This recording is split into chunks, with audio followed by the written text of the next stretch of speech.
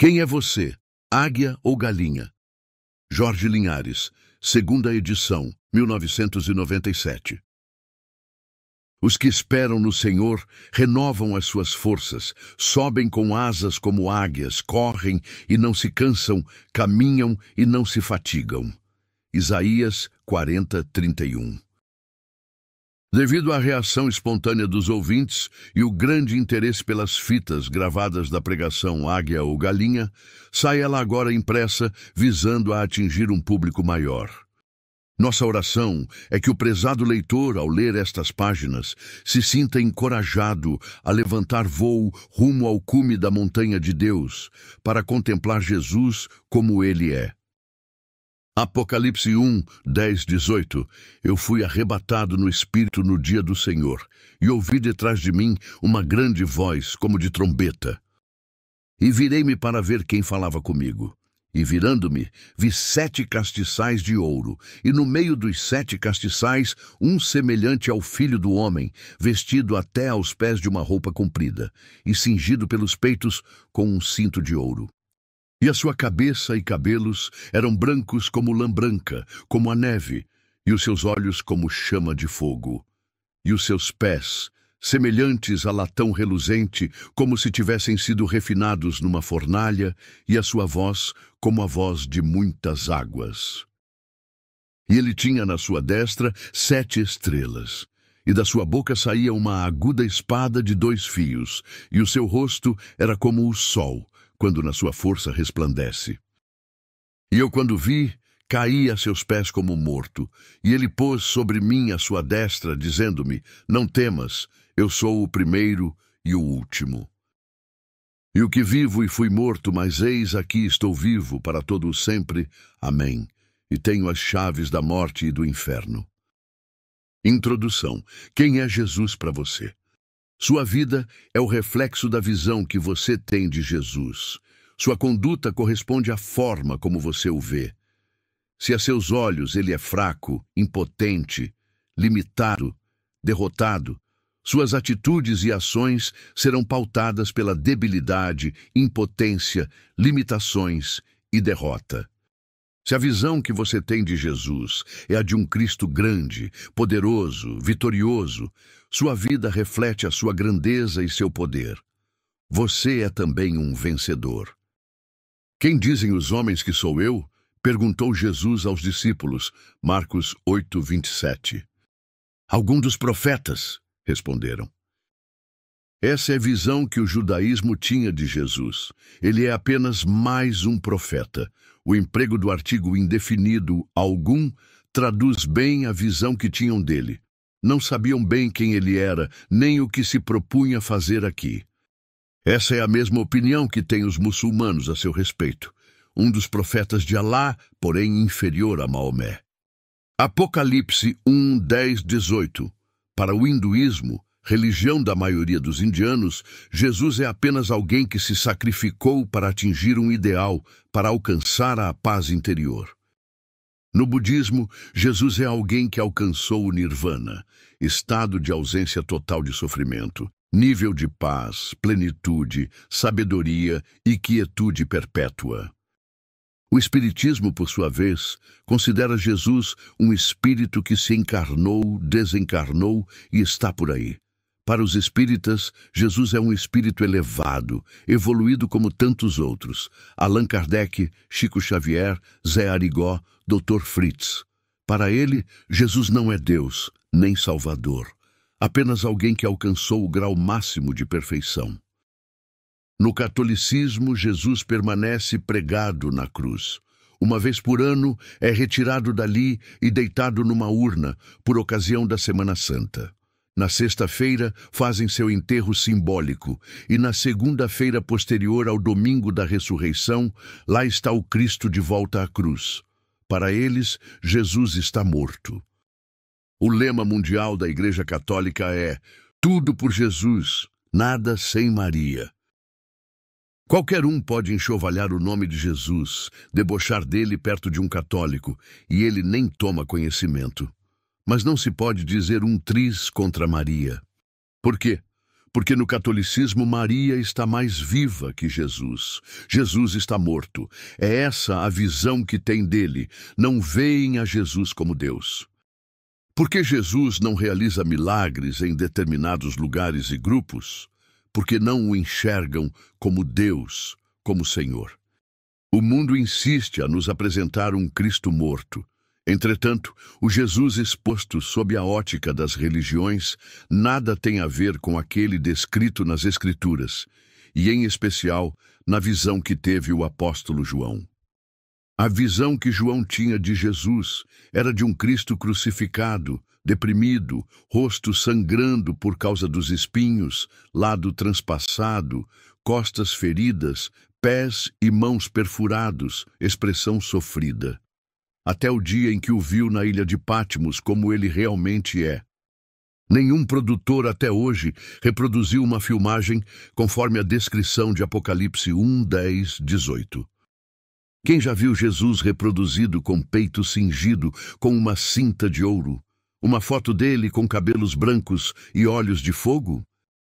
Quando um grupo teatral monta uma peça sobre a vida de Jesus, que tipo físico escolhe para papel principal? Um indivíduo magro, com aparência frágil, bastante debilitado. Mas vós, quem dizeis que eu sou? É a pergunta que Jesus dirige a nós. Marcos 8, 29. Em outras palavras, quem sou eu para você? Como você me vê a mim? Capítulo 1. Miopia espiritual. Eu também já tive uma visão tacanha de Jesus. Sofria de miopia espiritual, mas faz muitos anos. Na ocasião, eu era seminarista, membro de uma das grandes igrejas de Belo Horizonte. O pastor me chamou e pôs diante de mim um grande desafio. Jorge, temos no bairro Floramar um salão com capacidade para mais ou menos umas 300 pessoas, mas a congregação conta apenas com 4 membros. Você tem 1 mês para tentar levar o trabalho adiante. Se não der resultado, vamos passar o ponto para a Assembleia de Deus. Resolvi encarar o desafio. No primeiro dia, evangelizei a tarde toda, de casa em casa, convidando as pessoas para a reunião à noite. À hora do culto, lá estava eu, todo elegante, calça com vinco bem forte, paletó xadrez, que mais parecia um tabuleiro de dama, gravata língua de vaca, com nó cabeça de boi. Coloquei os presentes para se colocarem de pé para a leitura do texto bíblico. Quando comecei a ler, uma mulher que estava assentada lá atrás, uma das pessoas que eu havia convidado, veio correndo entre os bancos até a plataforma. Inclinei-me para atendê-la, supondo que desejasse conversar comigo. "O que a senhora deseja?" perguntei. Mas ela não disse palavra alguma. Olhou para mim, retirou da jarra uma das rosas que colocamos ali de enfeite e começou a comê-la. "Pare de comer essas rosas", falei. "Não paro", respondeu com voz sufocada. Na ocasião, eu era conselheiro dos jovens. Quando alguém se convertia, levávamos a pessoa para uma saleta ao lado para dar-lhe algumas orientações básicas. Se porventura o diabo se manifestasse, chamávamos o pastor para libertar a pessoa. E eu fiquei ali, vendo-a mastigar as rosas, temeroso, sem saber o que fazer. "Meu Deus!" clamei interiormente. "Logo na primeira noite acontece uma coisa dessas. Que eu faço agora?" Para minha surpresa, ela não se contentou só com a flor e começou a mastigar também o caule cheio de espinhos, e sua boca começou a sangrar. "Não faça isso. A senhora está se machucando", insisti. "Faço." Eu quase disse a ela: "Pode levar todas, mas vá se sentar lá no último banco. Melhor ainda seria a senhora ir lá para fora." Mas tratava-se de uma batalha espiritual. Era o inimigo tentando destruir meu ministério antes mesmo de eu iniciá-lo. "Meu Deus, me socorre", clamei outra vez. A primeira visitante agindo daquela forma estranha, os 4 membros curiosos para ver como se sairia o novo pastor. E eu ali, pasmo. "Jesus, o que o senhor vai fazer agora? Não tenho a mínima ideia de como agir", orei. Insisti com a mulher, Mas ao invés de me atender, ela correu pelo corredor até a saída, bateu-se contra a parede e voltou. Pegou outra flor e comeu. Foi e voltou várias vezes. Você não quer comer essas rosas lá fora? Não, é aqui que eu quero comer. Naquele momento foi como se tivesse me dado um clique, um minuto de lucidez, só entre mim e Deus. Temeroso, com os joelhos trêmulos, desci da plataforma e caminhei na sua direção. Em nome de Jesus, pare de correr e de comer essas flores, ordenei. Espírito maligno, sai dessa mulher, sai agora. No mesmo instante ela caiu e ficou ali prostrada. Então aproximei-me e disse, acorda! Ela se levantou meio atônita. Ajudei-a a se assentar e não tirei os olhos dela. Fiquei deslumbrado. Até então, não tinha consciência do poder de Jesus. Descobri que aqueles chavões que eu acostumava declarar continham uma força que eu desconhecia. Palavra que eu repetia sem convicção. Foi então quando me conscientizei da visão tacanha que tinha de Jesus. Reconheci que pregava sem a convicção plena do poder da palavra. Enaltecia uma fé que eu mesmo não experimentava. Vi que o poder do nome de Jesus não operava só na vida dos outros, mas através da minha. Até então, minha fé se apoiava no Jesus dos outros. É esse o seu caso? Pede oração a todo mundo, pai, mãe, pastor, mas você mesmo não tem uma experiência com o poder operante de Jesus? Leva uma vida espiritual como que de muleta, apoiando na fé dos outros? Parece mais um pé de tomate? Todo escorado, amarrado a estacas para não cair, do contrário se esparrama todo pelo chão? Você precisa ter uma visão de Jesus como ele é. Capítulo 2. Nocauteando o inimigo. Entusiasmado com a primeira experiência, vendo a mulher liberta sentada bem ali, na minha frente, estufei o peito tal qual um galo garnizé, bati no púlpito e disse, aqui agora é assim, irmãos. O demônio que se atrever a manifestar-se vai ter de sair. Esta igreja, a partir de hoje, tem pastor. Se alguém tem em casa algum parente possesso, oprimido pelo diabo, pode me chamar que vou lá orar. Ou, se preferir, traga-o aqui. Redobrei os esforços e distribuí muitos convites para o culto dos jovens, no sábado seguinte. Preparamos umas lembrancinhas para dar aos visitantes e uma boa salada de frutas para saborearmos juntos ao final. Enquanto me dirigia para a reunião, meu coração recebeu uma nova porção de fé. Quando ia entrando no templo, uma garotinha me abordou. O senhor é o pastor? Sou, respondi. Ainda não era pastor, mas senti bem em ser tratado como tal. Então o senhor podia ir lá em casa. O problema é o meu padastro. Ele está quebrando tudo. Chamei minha esposa e disse, volto já. E segui a garota. A casa ficava quase em frente à igreja. Entrei e deparei-me com a seguinte cena. Móveis virados, vários objetos quebrados e um homem forte estirado no chão, sem camisa, rosnando e babando, todo suado, e com uma Bíblia no peito. A maior confusão. Eu já tinha visto o demônio comer rosa com espinho e tudo, mas babar e roncar, essa era novidade para mim. Qual o problema? Indaguei. O que está acontecendo com o senhor? Por que está babando? Não te interessa, respondeu. Furioso, de um salto pôs-se de pé e começou a dar gargalhadas e a rasgar e a comer a Bíblia. Foi que percebi o quanto ele era maior e mais forte que eu. Fiquei mudo. A garota conseguiu pegar a Bíblia. Então ele me agarrou pelo colarinho e prensou-me contra a parede, rindo de mim. Meu Deus, pensei. O que eu vim fazer aqui? Teria sido melhor eu ter ficado quietinho apenas esquentando o banco. Para que fui aceitar essa de pastor? Me largue, falei quase sem ar. Cuidado, pastor, ele é lutador de boxe, gritou a garota. O seu grito ficou gravado em minha memória. Isso já faz quase 20 anos, mas em qualquer lugar do mundo que eu ouvir outra vez o seu grito, eu o conheço. Por que você não me avisou? Imaginem só. Na época eu pesava uns 55 quilos, aproximadamente 25 a menos do que peso agora. O que você veio fazer aqui? Rosnou, esfregando-me na parede, agarrado à minha gravata, quase me enforcando. Vim porque me chamaram. Eu nem deveria estar aqui, respondi, enquanto tentava escapar dali.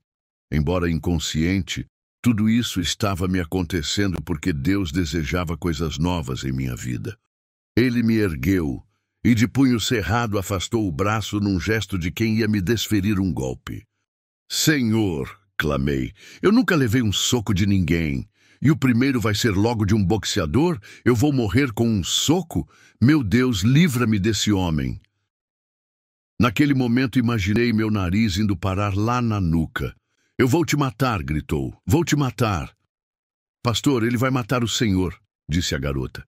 Jesus, tem misericórdia de mim. Tá repreendido, demônio. Dei um pulo para o canto da sala e ele prostrou-se à porta de saída. Eu não tinha para onde fugir. A garota, apavorada, saiu correndo e me deixou ali sozinho com ele. Ele me agarrou outra vez, me fustigando, me prensando na parede. Ajuntando o pouco de força que me restava, ordenei: sai dele em nome de Jesus. Em instantes, aquele homem foi desmoronando diante de mim, deslizando por minhas costelas reco-reco, arfando com um bafo terrível de cachaça, até cair com a cabeça entre minhas pernas. Afastei-me dele e fui procurar a garota, que já voltava com alguém para me auxiliar. Onde está ele? Perguntaram. Está lá na sala, respondi.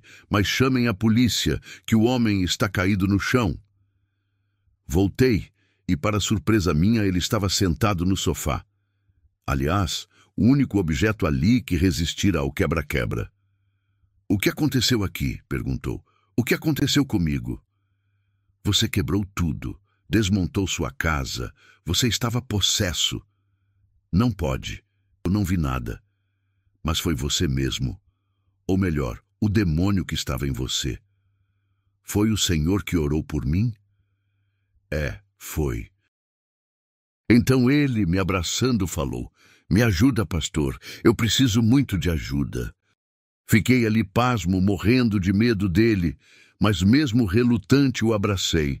Saiu alguma coisa estranha de mim. Me sinto livre, disse. E de onde veio o Senhor? Sou pastor da igreja que fica logo ali. Então vou lá.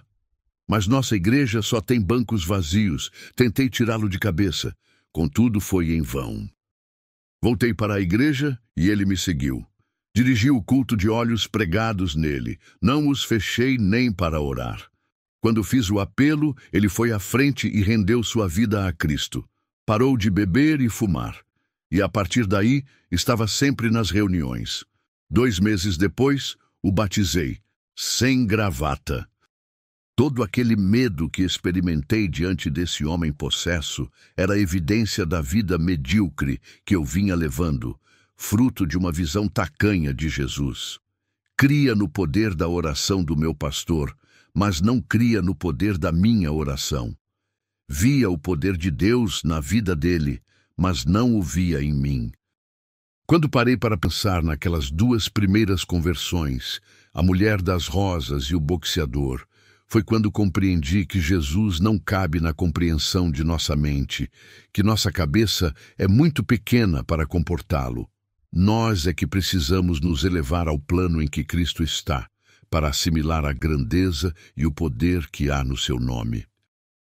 Naqueles dias compreendi que o meu Deus não era apenas o Deus de Abraão, Isaque e Jacó e de Pedro. Ele era também o meu Deus, o meu Senhor. O Jesus que me dava autoridade sobre os demônios não atuava só através do meu pastor, mas desejava manifestar seu poder através de minha vida. Aleluia! Hoje, graças a Deus, quando me deparo com casos de possessão demoníaca, meus joelhos não tremem mais. Quem treme é o diabo. Da mesma forma que Deus libertou aquele homem e aquela mulher usando a mim, Ele deseja usar você. Ele deseja tornar cada um de nós instrumentos de libertação. Antes, porém, necessitamos que ele mude nossa mentalidade e nos abra os olhos para que o vejamos como ele é. Capítulo 3. A covardia cede lugar à ousadia.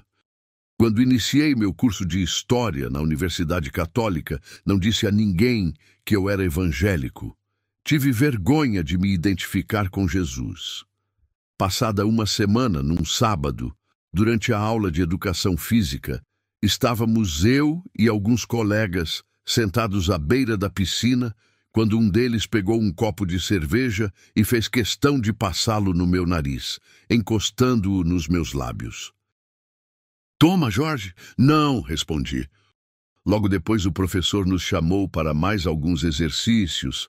Aí um outro rapaz se aproximou de mim e disse: "Olha, Jorge, nós conseguimos umas garotas para irem conosco para um sítio. O proprietário, pai de uma delas, vai viajar. E o espaço vai ficar por nossa conta. Somos ao todo 5 rapazes e 5 moças. Vamos botar para quebrar. Você vem com a gente?" "Não posso. Amanhã tenho muitas coisas para fazer", me desculpei. "Vamos, rapaz, ou você é gay?" "Não, claro que não. Você não bebe cerveja, não quer sair com mulher. Afinal, o que você é?" "Sou o Jorge."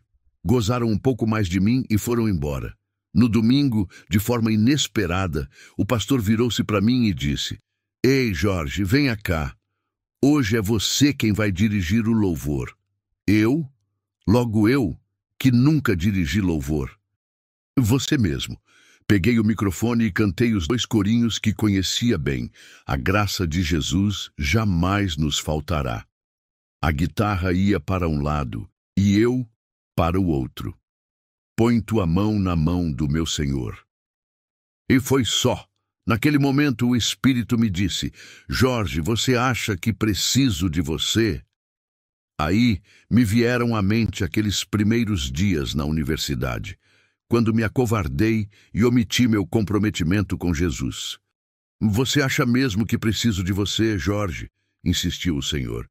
Aproximei-lhe do pastor, entreguei-lhe o microfone e disse: "Eu não sou digno de ser cristão." "Mas por quê?" "Eu não posso cantar.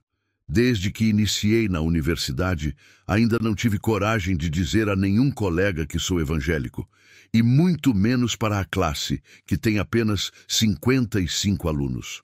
Quero pedir perdão a Deus aqui mesmo. Vou ajudá-lo a resolver esse problema." Levou-me ao gabinete e me pôs nas mãos uma pilha de folhetos e evangelhos de João. E concluiu: "Amanhã mesmo dá um jeito de reparar para com Deus esse mal feito." Cheguei à universidade bem antes do início das aulas, por volta das 6h30, e coloquei em cada carteira um evangelho recheado de folhetos. Quando os alunos chegaram, disseram uns: "Passou um doido por aqui, tem crente na área." "Sou eu sou crente", falei em firme e bom tom. "Você? Então é por isso que não quis beber", completou o outro. Nesse ínterim chegou o professor e quis saber a razão do tumulto. "Professor, todo esse movimento é porque eu disse que sou crente." "Você? Quer dizer então que você é daqueles que não podem fumar, não podem beber, não podem fazer nada?" "Mais ou menos. Eu posso todas as coisas, mas tenho domínio sobre elas." Minha próxima ação foi mais audaciosa. Dirigi-me ao gabinete do diretor, já na ocasião arcebispo metropolitano e Belo Horizonte, e bati à porta. "Dom Serafim, com licença." "Entra, rapaz." "Sou crente em Jesus, membro de uma igreja batista. Passei no último vestibular e comecei o curso de História. Estou aqui porque desejo autorização para entrar em todas as salas e falar de Jesus." "Aqui não é lugar disso, não", respondeu. "Foi Jesus quem mandou o senhor me dar essa autorização.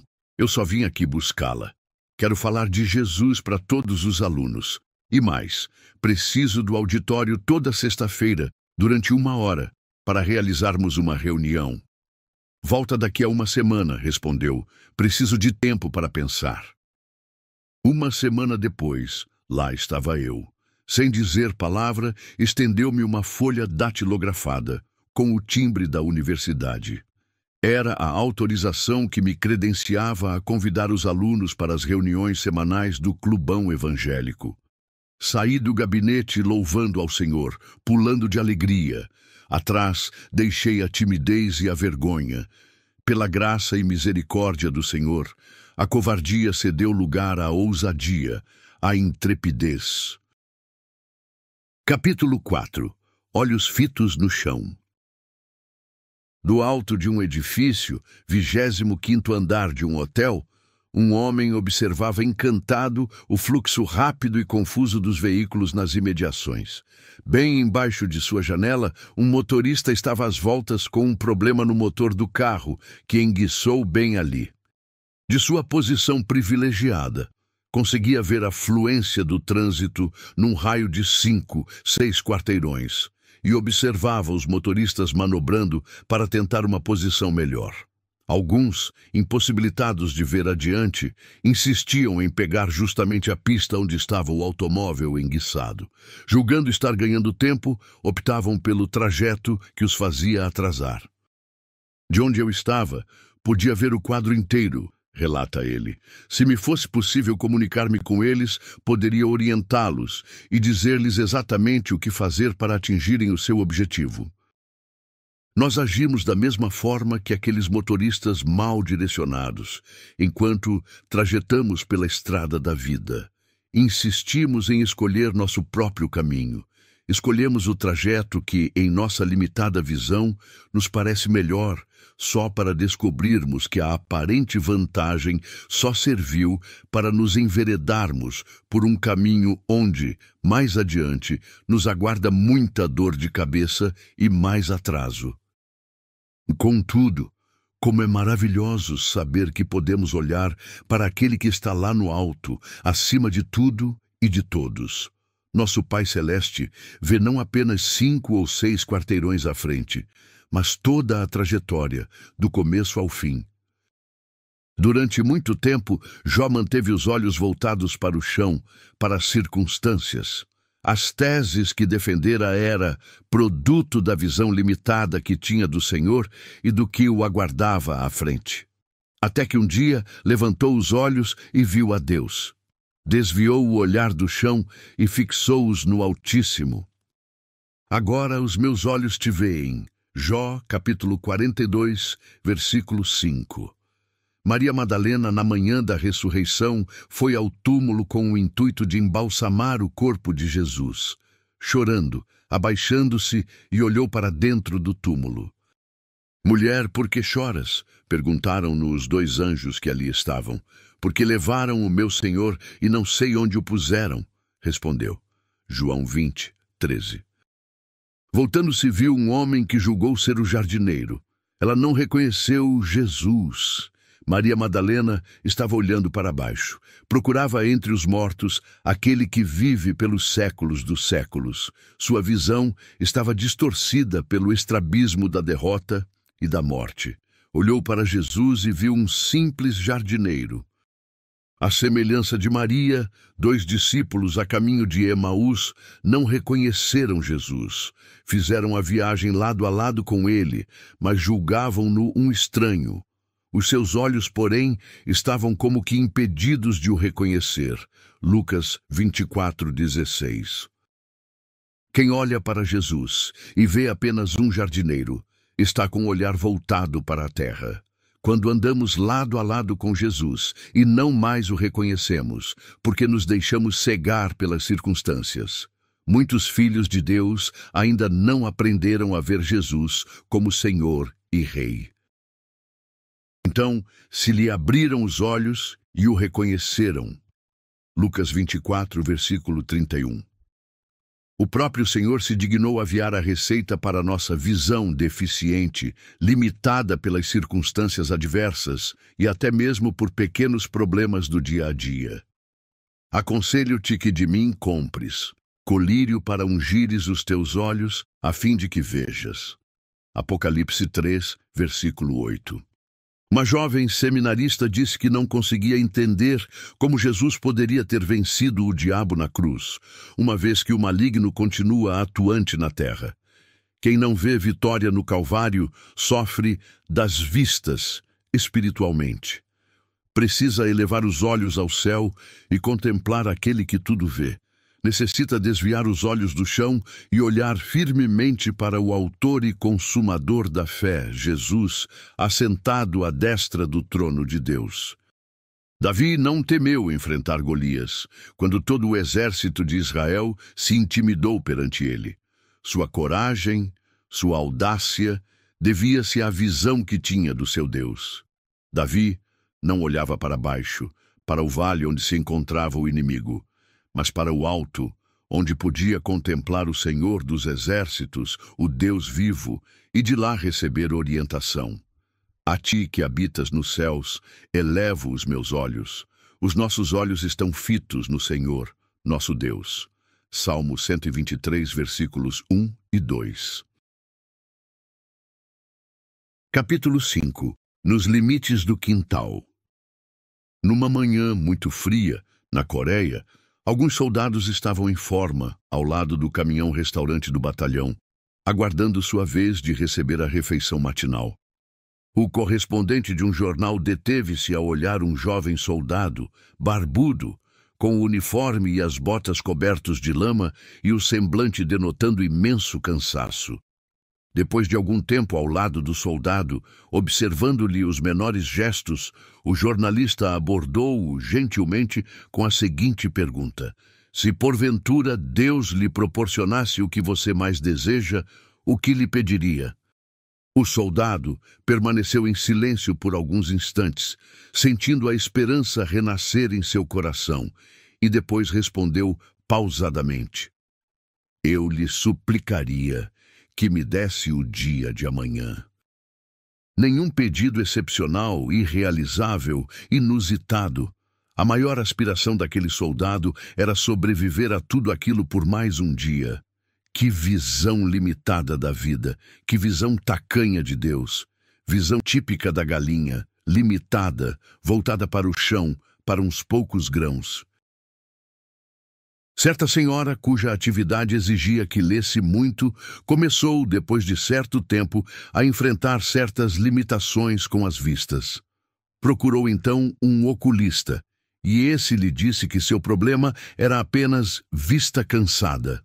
Teria que dar um jeito de descansá-las, mas ela retrucou, dizendo que dependia muito dos olhos e não poderia deixar de trabalhar.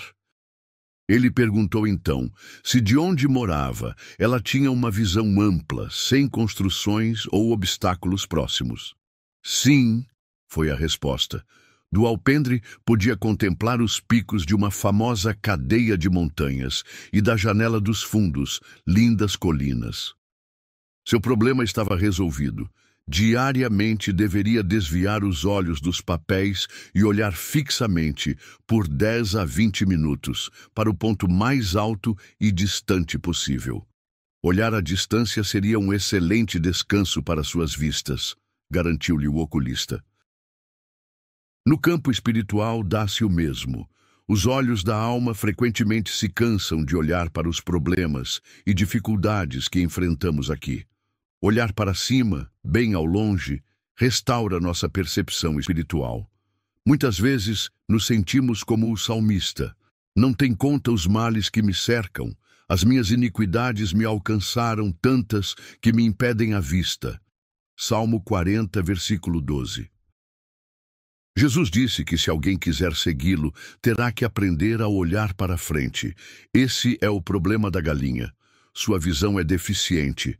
Além do mais, seus olhos laterais não lhe permitem fixar ambos num mesmo alvo. Para pegar um grão, ela inclina a cabeça, porque o vê com apenas um dos olhos, não consegue fixá-los naquilo que deseja.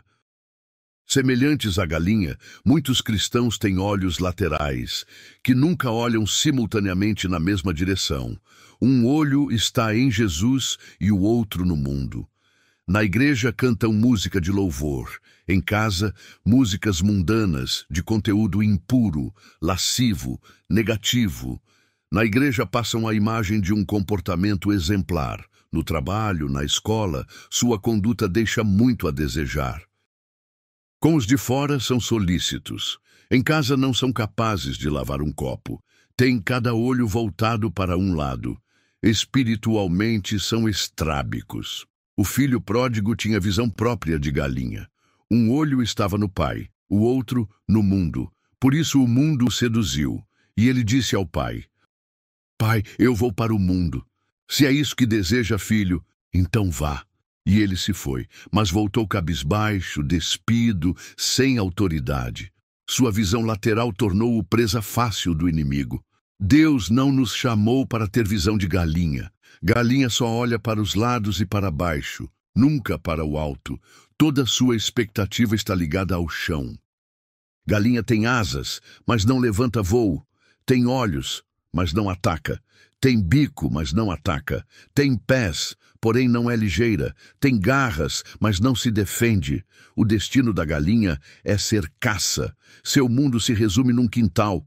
Quem tem olhar dispersivo ou vive olhando para o chão, jamais teve uma visão real de Jesus. Estevão teve uma visão de Jesus e seu rosto brilhou. E Paulo, quando se deparou com ele, caiu prostrado ao chão, cego, e precisou ser conduzido por outrem. E o apóstolo João disse: quando o vi, caí a seus pés como morto. Apocalipse 1:17. Jesus quer se revelar a nós para ampliar nossa visão, além dos limites do quintal em que temos vivido até agora. Deus nos habilitou a enxergar sem distração, sem dispersão. Deus não nos criou com olhos laterais, nossos olhos são frontais. Fixemos ambos em Jesus. Capítulo 6. Alçando voo. E remonta a águia e faz alto o seu ninho, habita no penhasco onde faz a sua morada, sobre o cume do penhasco, em lugar seguro. Jó, capítulo 39, versículos 27 e 28. Uma equipe de ecologistas americanos propôs-se o desafio de estudar o comportamento das águias. Munidos de uma filmadora com lentes de longo alcance de até 500 metros, decidiram escalar as montanhas do Colorado. E acompanharam dali o processo de construção do ninho de uma águia, num daqueles picos gelados bem na encosta, no ponto mais perigoso e inacessível. A camada externa era toda de espinhos, a segunda, gravetos sem espinhos, peles de animais e capim. O interior era todo revestido de penas. Depois de concluído, tinha 2 metros de profundidade e 3 de diâmetro. Apesar da neve cá fora, o ninho era todo quentinho, aconchegante e totalmente protegido do vento. Os penhascos são o lugar preferido das águias. Constroem lá seu ninho e o conservam por toda a vida. Se ele cai ou sofre depredação, faz outro no mesmo lugar. De hábitos sedentários, possuem morada própria, fixa, e não admitem intrusos no ninho. Várias vezes na Bíblia, Deus associa sua maneira de agir conosco com a da águia. Em Isaías 40:30, ele compara a águia àqueles que nele esperam. E se assim o faz, é porque certas características de águia devem fazer parte de nossa vida. São qualidade que ele deseja ver em nós. As águias, notáveis pelo seu tamanho e vigor, são as aves mais fortes que existem. Devido à sua imponência, ferocidade, valentia, nobreza, figuram nos emblemas e escudos das nações desde os tempos da antiga Babilônia. Os olhos muito grandes e frontais as diferem das demais aves e lhe proporcionam uma visão ampla, panorâmica, que lhe permite lá em cima espreitar a presa aqui embaixo. Dificilmente uma presa escapa às suas fortes garras. Todos os animais que têm olhos frontais são caçadores. A águia é uma caçadora. Prefere alimentar-se de animais vivos, pequenos mamíferos, aves, cobras, peixes, insetos. Não come nada em estado de decomposição, tampouco bebe água suja. Suas possantes asas lhe permitem um voo impetuoso, porém seguro e bem direcionado. É monógama, só aceita um único macho durante toda a vida. Não se prostitui. É livre. Vive em liberdade e não aceita cativeiro. Se presa, não come, nem bebe. Enfrenta a fúria das tempestades. Dos ventos retira a força necessária para alçar voo aos picos mais elevados. É corajosa e destemida. Essa é uma característica própria da águia. Ela não se intimida diante de uma tempestade. Quanto mais forte o vendaval, mais alto ela sobe. Quando vê o prenúncio de um vendaval, sai logo do ninho, abre as asas, estufa o peito e aproveita a fúria dos ventos para alçar voos mais altos. Aproveita os redemoinhos, as intempéries, porque gosta de estar acima das nuvens. À medida que os filhotes vão crescendo, ela vai retirando primeiro as penas, depois o capim, para que os espinhos criem certo desconforto, e eles alcem voo. Deus nos chamou para sermos águia, para olharmos de cima, para alçarmos voo face às circunstâncias adversas, para vivermos nas alturas, sem nos cansar, sem nos fatigar. O alvo da águia é ganhar altura. Façamos como Davi. Os meus olhos se elevam continuamente ao Senhor. Salmo 25, versículo 15. Pois em ti, Senhor Deus, estão fitos os meus olhos. Salmo 141, versículo 8. Ser uma águia depende da visão que se tem de Jesus. Quem tem uma visão tacanha do Rei dos Reis jamais será uma águia. De período em período, a águia renova sua plumagem.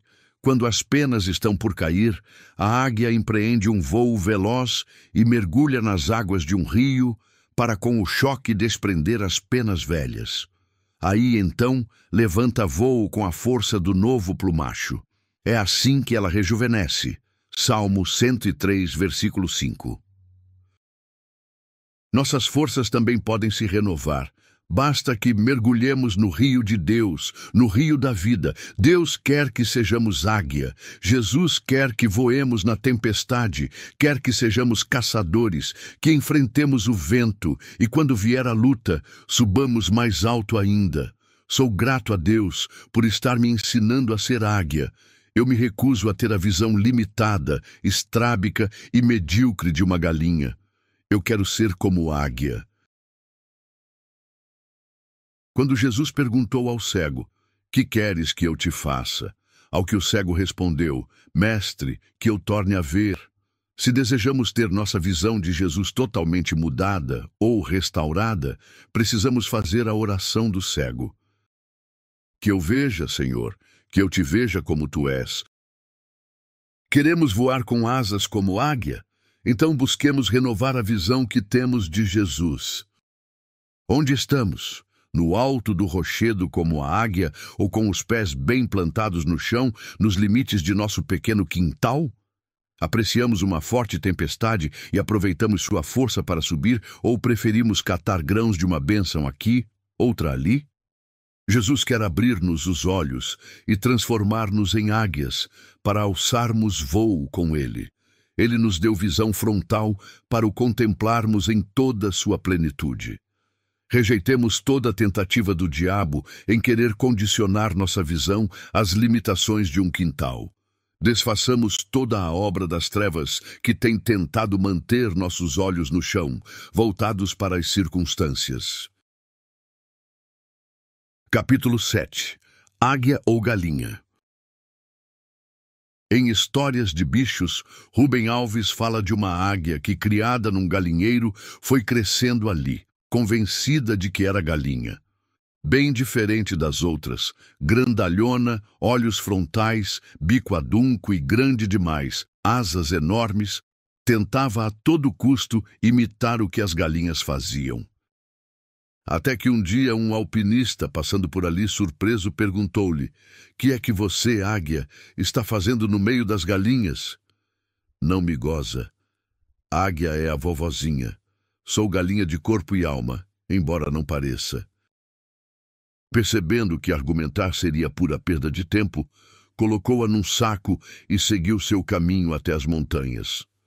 Lá, bem no alto, sacudiu o saco e deixou-a cair.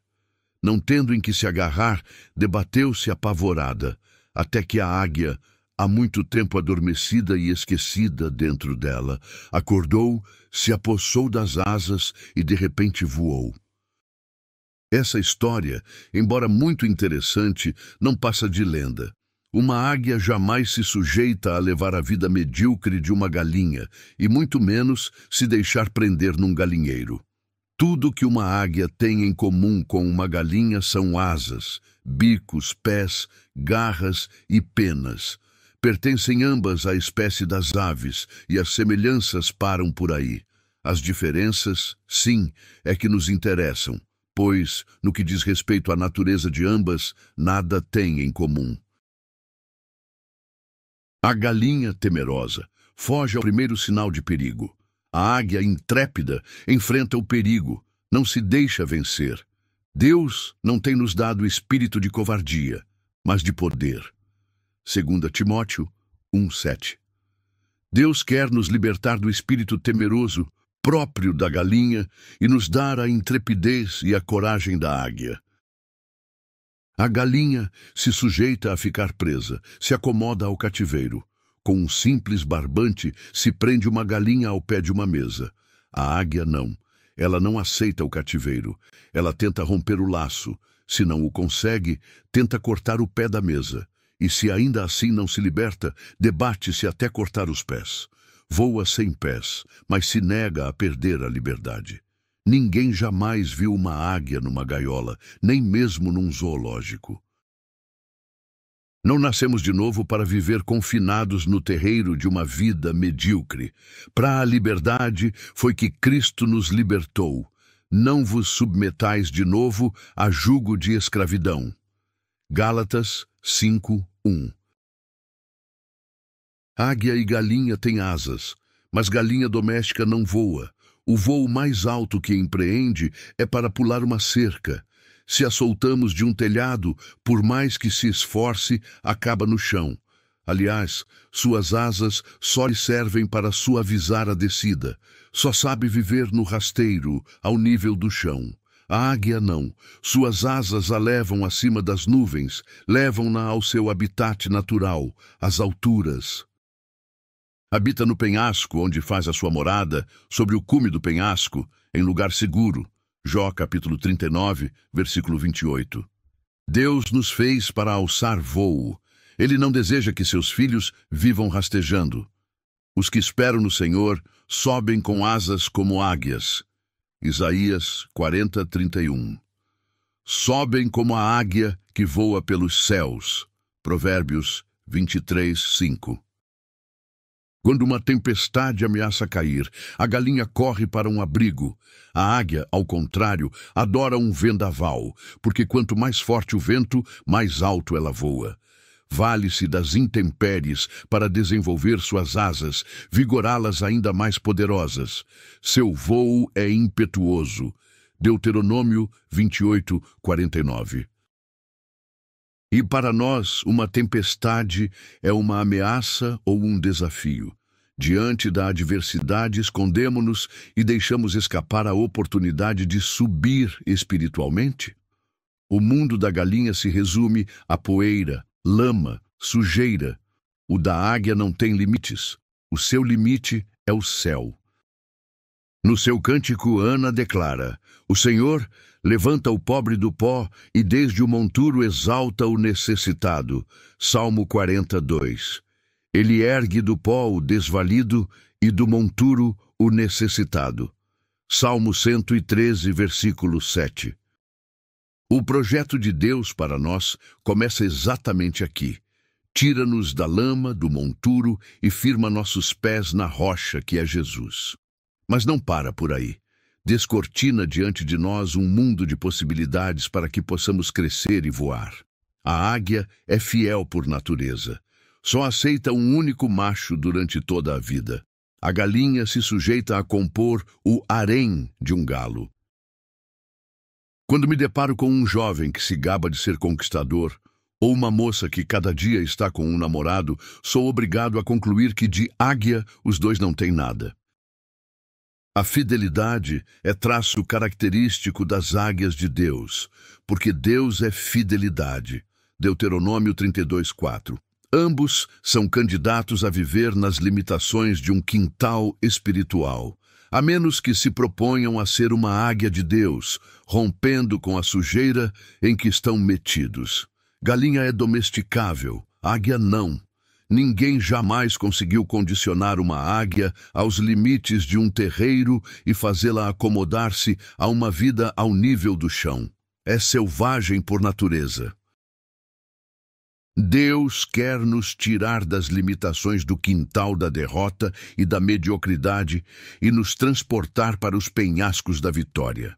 Galinha se reproduz até em chocadeira, de forma artificial. Águia, só segundo os ditames da natureza. Por isso é tão peculiar. Não se reproduz em série, existe um sem número de espécies de galinha. A águia é espécie rara. O destino da galinha, coitada, é a panela ou o espeto. Águia, ao contrário, não é alimento, é devoradora. Está ainda por existir quem saboreie um espetinho de asa de águia. Galinha é caça, águia é caçadora.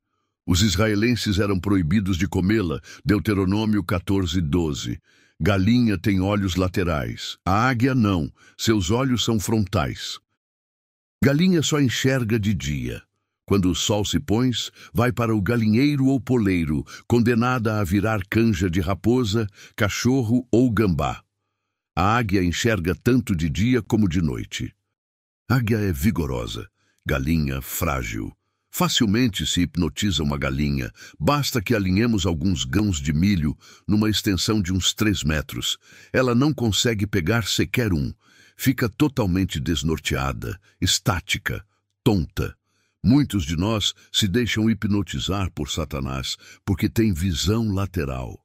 Não fixam ambos os olhos em Jesus.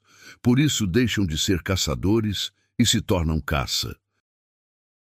Galinha é medrosa. Águia é destemida, corajosa. Quando adoece, a galinha fica de asas caídas, jururu, dependente de socorro. Ninguém jamais viu uma águia doente. Quando debilitada, reúne todas as forças que tem para se refugiar no alto. Não fica por aí à espera de piedade. Autocomiseração não combina com a águia.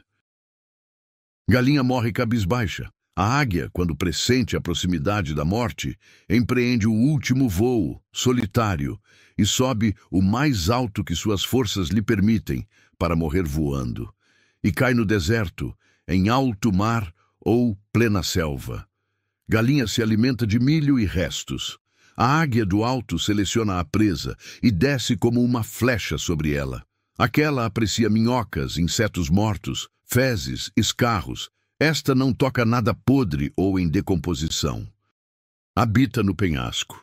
Dali descobre a presa. Seus olhos a avistam de longe. Jó 30, versículos 28 e 29. Voam como águia que se precipita a devorar. Abacuque 1:8. Deus tem igualmente o melhor para aqueles que se negarem a ter a visão limitada de uma galinha. Sua promessa é que, se quisermos e lhe dermos ouvidos, comeremos o melhor desta terra. Isaías 1:19. Mas, infelizmente, há cristãos que só se alimentam de restos, só comem sobras dos outros, porque não buscam alimentar-se direto da mão de Deus. Fomos certa vez a uma fazenda e logo que nos aproximamos de casa, vimos ali muitas galinhas, frangos e pintinhos soltos pelo quintal. Lá dentro, num dos quartos, um homem tossia. Aquela tosse seca, angustiante, como se fosse engasgar ou seu pulmão sair pela boca. Conservávamos animados ali no terreiro quando o homem chegou à janela, tossiu, raspou a garganta e deu aquela cusparada no chão. E foi aquela correria. As galinhas se atropelando, bicando umas às outras para disputar o escarro do velho. Que cena nauseante! Demos um jeito de sair logo dali e fomos conhecer as demais dependências da fazenda. Mas o pior estava ainda por acontecer. À hora do almoço, sentamo-nos à mesa e a dona da casa, toda satisfeita, disse: "Olha, preparei umas galinhas caipiras que peguei lá no terreiro especialmente para vocês. Nunca vi uma galinha dançar tanto no prato, para lá e para cá." Deus pensei comigo, que coisa mais degradante é ser galinha. Nem espiritualmente gostaria de ser comparado a uma ave dessas. Deus nos fez águia. Será que nos deixamos confinar num terreiro e estamos assimilando o espírito galináceo? O mundo tenta nos seduzir com seus grãozinhos, suas minhoquinhas, seu lixo, para nos manter presos ao chão, à lama. E muitos de nós têm se alimentado do seu lixo. É só olhar o que andam lendo e vendo na TV. Mas quem tem a natureza da águia levanta voo e lá, dos lugares celestiais, escolhe com critério com que se alimentar, porque prefere o cardápio farto e selecionado da verdade de Deus. Ao contrário da galinha, que faz seu ninho no chão ou numa moita qualquer, a águia constrói o seu lugar inacessível, na encosta de um rochedo, bem lá no topo, fora do alcance de qualquer predador. Remonta a águia e faz alto o seu ninho. Jó 39, 27.